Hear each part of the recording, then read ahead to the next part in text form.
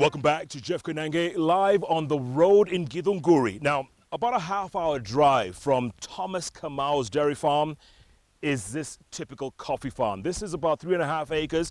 It belongs to a man called Cairo, and this are typical coffee beans. Almost ripe, almost time to harvest. I'm here still with the CS for Agriculture, Livestock and Fisheries, Willy Bett.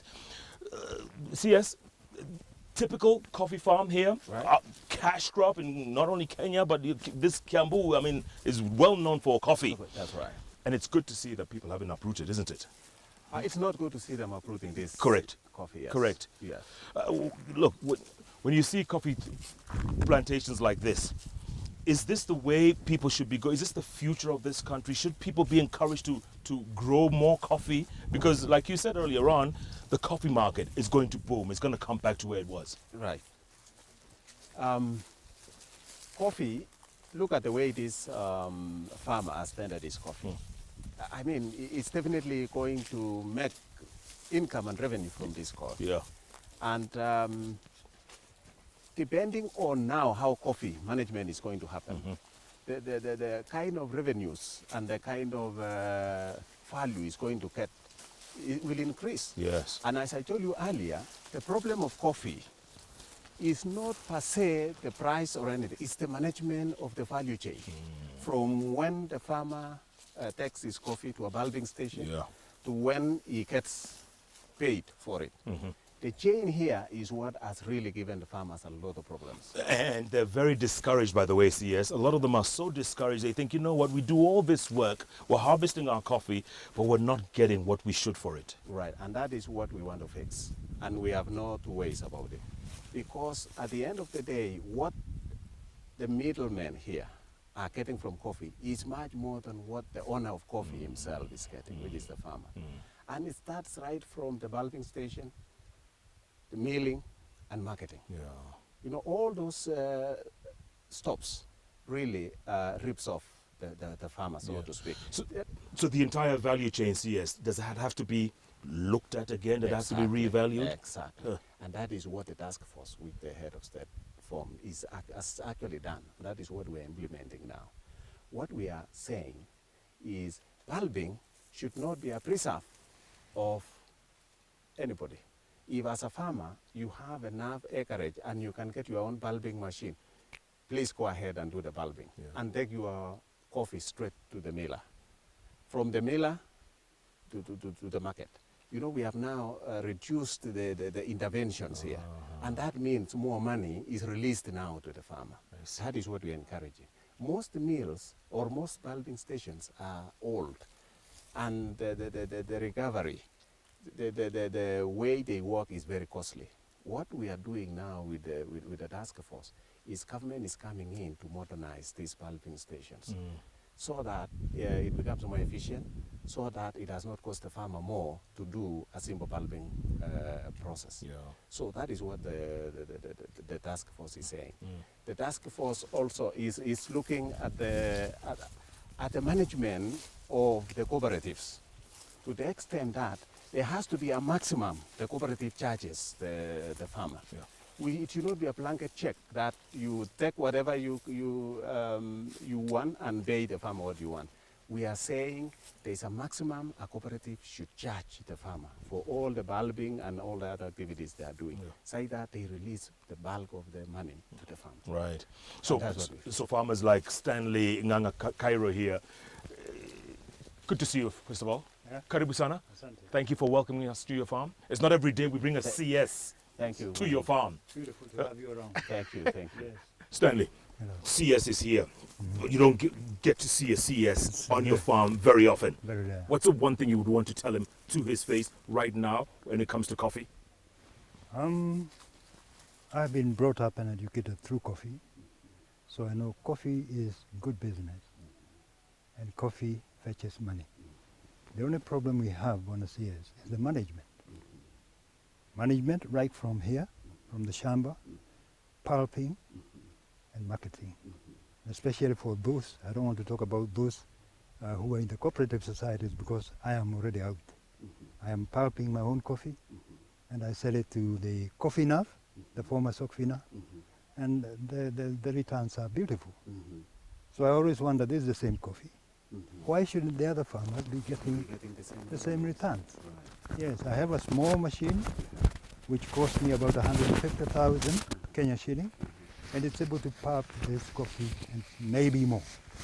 Chef, it is very encouraging to hear that, because what we are seeing is that coffee, is profitable, even as we speak now. Yeah. As others are brewing coffee, others are making money out of coffee. So I think the issue is then where is the problem? Yeah.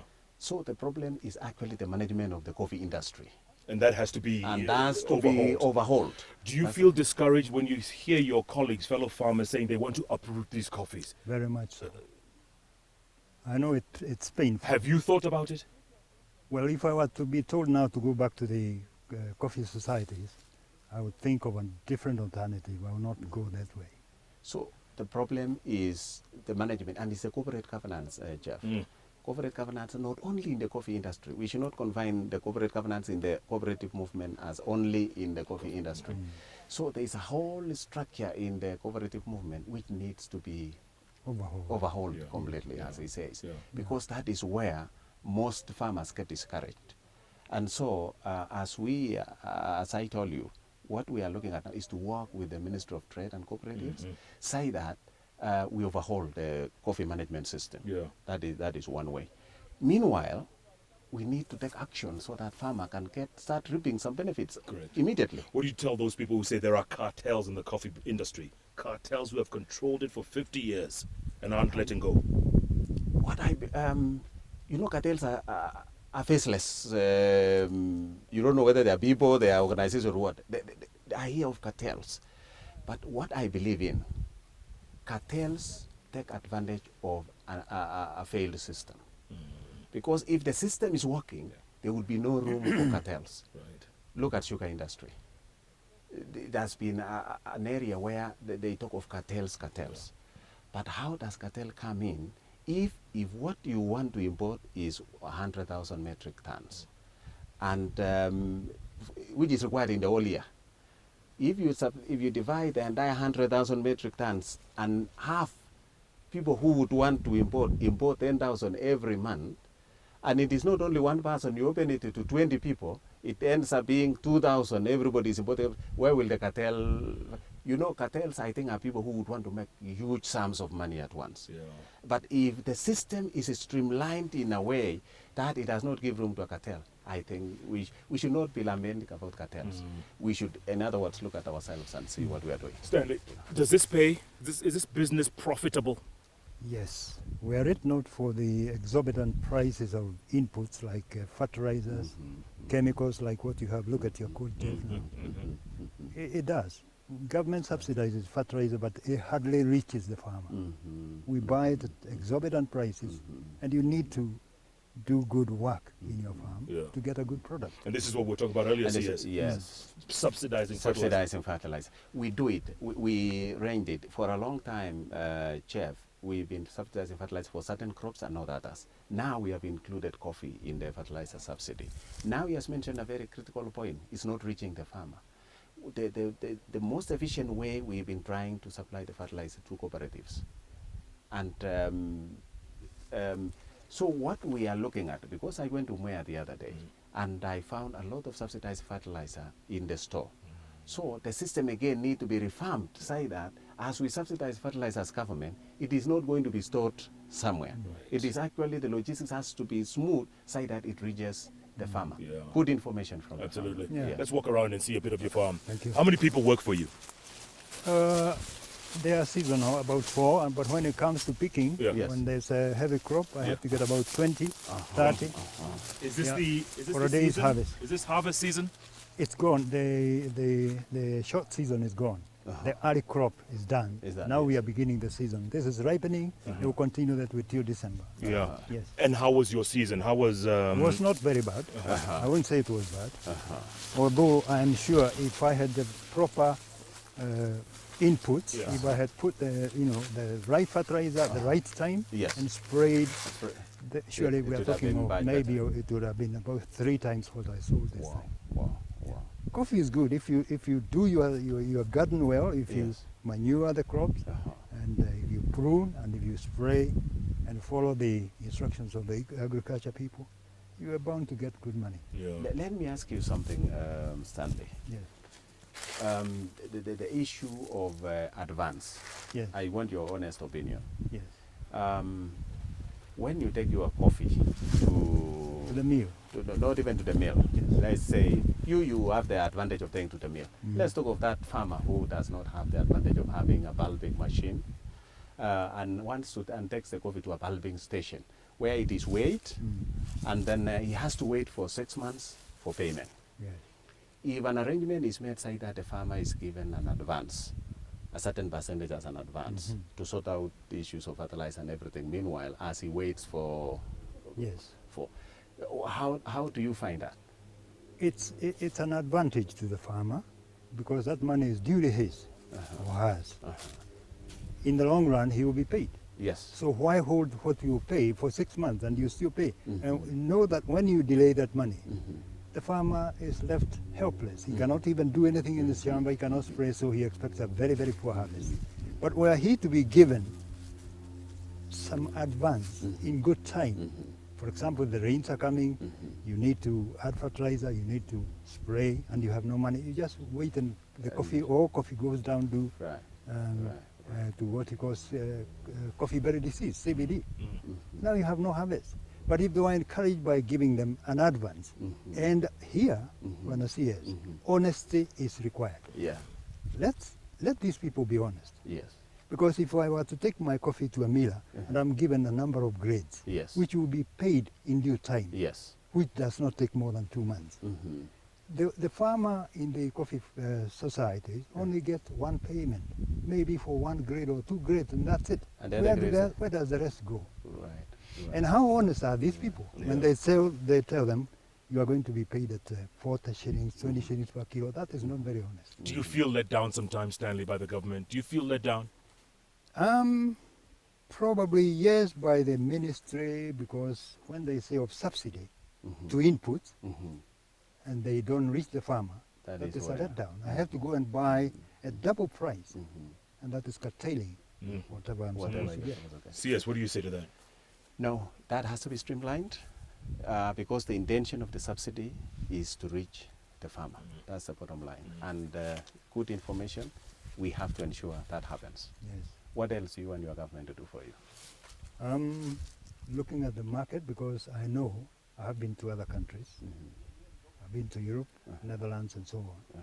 I know how serious Kenya coffee is. It's used for blending other from Bolivia, Honduras, and so on, all these countries. But the price there of getting a pure Kenya coffee cup, it's not there. It's That very means expensive. this has a lot of value. If there was a way, because the outlet of coffee is probably one, the government should look at the market of the coffee, because in this way, the government will also be making revenue. But now the competition is like a monopoly.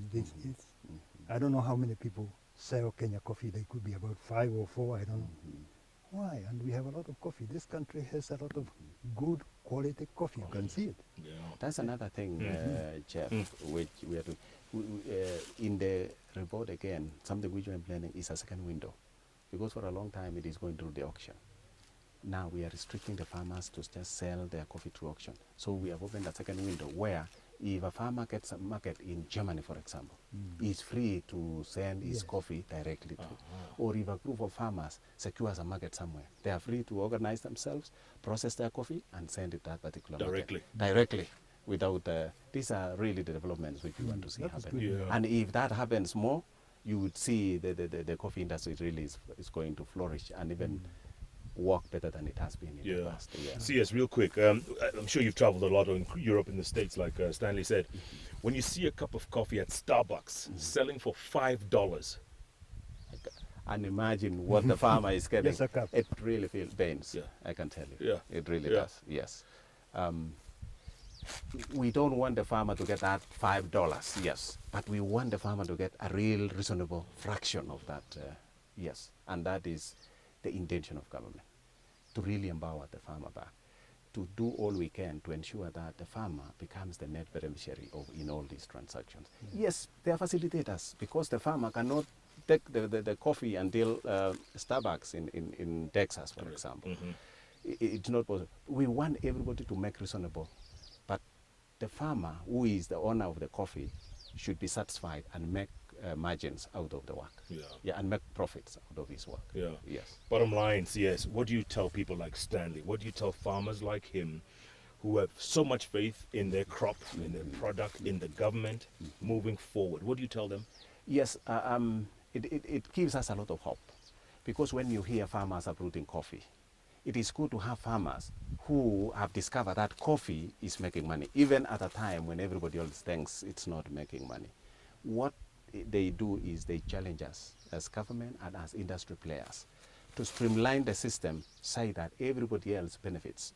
And his example is going ahead himself as an individual to cut off some of the steps. You see, he bought his own bulbing machine, and that is a wonderful example. What could happen now, and that's what we want to encourage now, is a group of farmers buy one bulbing machine, bulb it for yourself, and take it directly to the mill. We don't want to kill societies. That is the same thing I want to emphasize. We don't want to kill societies. Societies have done a wonderful job in ensuring that small-scale farmers get aggregated and they are served.